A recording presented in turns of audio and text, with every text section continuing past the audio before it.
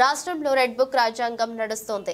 అప్పదప్పు హామీలతో అధికారంలోకి వచ్చిన కూటమి ప్రభుత్వం ఇచ్చిన హామీలను నెరవేర్చకుండా వైఎస్ఆర్సీపీ కార్యకర్తలే టార్గెట్ గా దాడులు చేసి అక్రమ కేసులు పెడుతున్నారే తప్ప హామీలు అమలు పరచడంలో విఫలమయ్యారు అంటూ కూటమి ప్రభుత్వంపై ధ్వజమెత్తిన మాజీ శాసనసభ్యులు కోరంపుట్ల శ్రీనివాసులు. కూటమి ప్రభుత్వం పైన ఎన్నో వాళ్ళు చెప్పిన హామీలు సూపర్ 6 ఉదకిన బీజేపీ, ఉదకిన జనసేన, పవన్ కళ్యాణ్, చంద్రబాబు నాయుడు అనేకమైన వేదికల్లో మేము అధికారంలోకి వచ్చినాక ప్రజలను సురక్షితంగా అనేకమైన సంక్షేమ పదాలు అందిస్తామని చెప్పి సూపర్ 6 అని ఒక పెద్ద స్క్రిప్ట్ రెడీ చేసి ఈరోజు ప్రభుత్వం కూటమి ప్రభుత్వం ఏర్పడి దగ్గర 70 రోజులుగా వస్తుంది. వీళ్ళు ఇచ్చిన హామీలు ఏ మాత్రం కూడా దాన్ని ఇంప్లిమెంట్ చేయకుండా ఆ హామీలు ఎక్కడ చేయబడుతుందో ఎక్కడ ఇదైపోతుందో అని చెప్పేసి ఒక భూతం మాదిర రాష్ట్ర ఆర్థిక పరిస్థితులు చూపించి వీళ్ళు ఏదో విధంగా ఆ స్కీమ్ను డైవర్ట్ చేసి ఆ సూపర్ 6ను సూపర్ మ్యాజిక్గా చేయాలన్న ఆలోచనతో క్లియర్ కట్గా చంద్రబాబు నాయుడు ఉన్నాడు అన్నది నగ్న సత్యం. ఎందుకంటే ఈరోజు మనం చూస్తున్నాం చాలామంది కూడా ఈరోజు కేంద్ర మంత్రులుగా ఉన్నారు, కొంతమంది కేంద్ర మంత్రులుగా ఉన్నారు. తర్వాత చాలా వేదికల్లో చాలా ప్రచార ఆర్భాటంలో వదికిన పవన్ కళ్యాణ్, వదికిన చంద్రబాబు నాయుడు అద్భుతమైన దంపుడు ఉపన్యాసాలు ఇచ్చి ప్రజలకు చేస్తున్న ప్రజల్లో ఆశలు రేపించినారు. ఎందుకంటే మానవుడు జనరల్గా ఏంటంటే ఆశాజీవి. మేము ఇంత ఇస్తాము 4,000 పెన్షను, 7,000 పెన్షను, దాదాపు 18 సంవత్సరాలు దాటిన వాళ్ళందరికీ కూడా 18,000, దాదాపు నిరుద్యోగులకు 3,000, అమ్మకు వందనము, ఎంతమంది ఇంట్లో ఉంటే బేషరతుగా అందరికీ 1,500, 15,000, 10,000 చెప్పి ఈరోజు టోటల్గా వాళ్ళను విస్మరించి ఆ పథకాల యొక్క రూపురేఖ లేకుండా అవి ఎక్కడ చేయబడుతుందని చెప్పేసి ఈరోజు 70 రోజులుగా వస్తున్న ప్రతి గ్రామంలో, ప్రతి పట్టణంలో, ప్రతి మున్సిపాలిటీలో, ప్రతి హెడ్ క్వార్టర్లో అనేకమైన ఈరోజు గలాట్లు క్రియేట్ చేస్తూ వైఎస్ఆర్సీపీ మద్దతుదారులను, కామన్ మ్యాన్ను, పేదవారిని, వీకర్ సెక్షన్ వారిని అందరం కూడా దాడులు చేపిస్తూ వాళ్ళందరం కూడా భయపడించే ప్రయత్నం ఈరోజు చేస్తాం. అంటే ఇవన్నీ కూడా ఈ కూటమి ఏదైతే ఉన్నాయో ఈ కూటమి చెప్పిన వాగ్దానాలు ఎక్కడ నెరవేర్చబడతాయని డైవర్ట్ చేయడం, ప్రజలను మరోసారి మోసగించడం. నిజంగా ఈ తరహా పాలన చూస్తూ ఉంటే బీహారు, మణిపూర్లో జరిగిన సంఘటనలు గుర్తొస్తుంటాయి. ఏ మాత్రం లా అండ్ ఆర్డర్ కంట్రోల్ లేదు. ఏ మాత్రం కారణం మీరు గతంలో ఏదైతే డాక్టర్ బిఆర్ అంబేద్కర్ రాజ్యాంగాన్ని మీరు చేయాల్సింది పోయి రెడ్ బుక్ అని లోకేష్ చాలా అతని పాదయాత్రలో 12 కేసులకు తక్కువ ఉంటే నా దగ్గర రావద్దు, 12 కేసుల తర్వాత ఉంటే నా దగ్గర రాండి అని చంద్రబాబు నాయుడు చెప్పినాడు, లోకేష్ చెప్పినాడు. అది ఈరోజు తప్పకుండా పాటిస్తున్నారు. ఓవరాల్గా ఈరోజు పోలీసులు కూడా చేతులు ఎత్తేసినారు. రాష్ట్రం ఏ విధంగా పోతుందో కూడా ఎవరికైనా అర్థమైన పరిస్థితి. అదే ఇప్పుడు ప్రజలందరూ కూడా నాలుగు కోరుకుంటున్నారు, హృదయం పైన చేసుకున్నారు.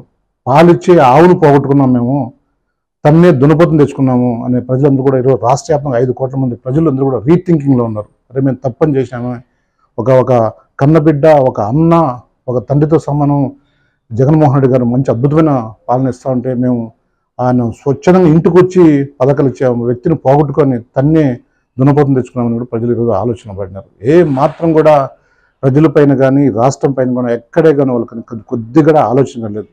ఇంకొక అంశం ఏంటంటే ఒక దిక్కున ప్రజానాయకుడు, ప్రజలు మన్నన పొందిన నాయకుడు, బహుశా ఈ దేశంలో తక్కువ టైంలో ఇంత ప్రజలను ఆకర్షించి ప్రజల కోసం ఏదైనా పోరాటం చేయాలా అనే తపన కలిగిన వ్యక్తి వైఎస్ జగన్మోహన్ రెడ్డి. ఎందుకంటే అది వచ్చిన తక్కువ టైంలోనే దాదాపు 10 సంవత్సరాలు పోరాటాలు చేసినారు. పోరాటంలోనే ఆయన ముఖ్యమంత్రి కాకుండా అపోజిషన్ లీడర్ కాకముందే ఆయనకు దాదాపు జెడ్ క్యాటరీ ఇచ్చారు. ఆ రోజు కాంగ్రెస్ బయటకు వచ్చినా కానీ ఆ రోజు జెడ్ క్యాటరీ ఇచ్చారు. వాళ్ళకి వ్యతిరేకంగా పోరాటం చేసినా కానీ జెడ్ క్యాటరీ ఇచ్చారు. ఎందుకంటే ప్రజల యొక్క ప్రాణాలతో మానవులతో మనం ఎప్పుడు చెలగాటం ఆడకూడదనే ఉద్దేశంతోనే ఆ రోజు జగన్మోహన్ రెడ్డి గారు ఆ ప్రజా అభిమానం దృష్ట్యా ప్రజల్లో అతనుకున్న క్రేజ్ని బట్టి ఆ రోజు కూడా ఆయనకి ఎక్కడ తగ్గించుకుని ఇచ్చారు.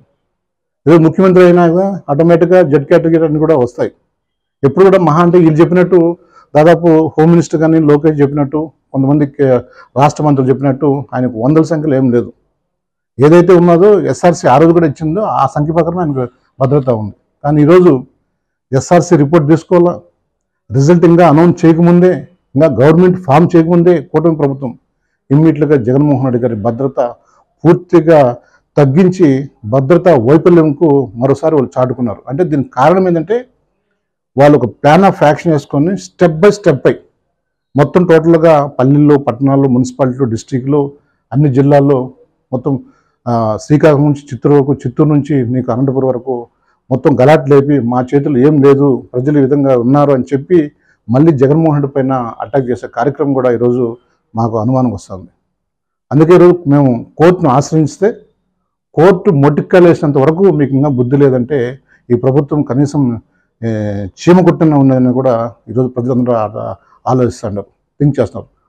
స్వయంగా కోర్టు మొట్టిక్కలేసిన అంత ప్రజానాయకుడికి, ఒక మాజీ ముఖ్యమంత్రికి మీరు భద్రతా వైఫల్యం, ఒక తుప్పు పట్టిన బుల్లెట్ ప్రూఫ్ దాని ఎక్కడ షెడ్లో తెచ్చి మరమ్మతులు చేసి దానికి ఇచ్చారు అంటే మీకు ఇది ఖచ్చితంగా మీకు ప్లాన్ ఆఫ్ యాక్షన్ ఒక భాగం అని కూడా అది క్లియర్ కట్గా తెలుస్తుంది. ఆల్ ఆప్షన్ ఒక్కసారిగా సెక్యూరిటీ కుదించడము, ఇంటికాడ మొత్తం సెక్యూరిటీని పంపించడము, ఇవన్నీ కూడా ఇదే పరిస్థితి ఆ రోజు మీకు అపోజిషన్లో ఉంటే ఆ రోజు చంద్రబాబు నాయుడు పరిస్థితి ఏంటి?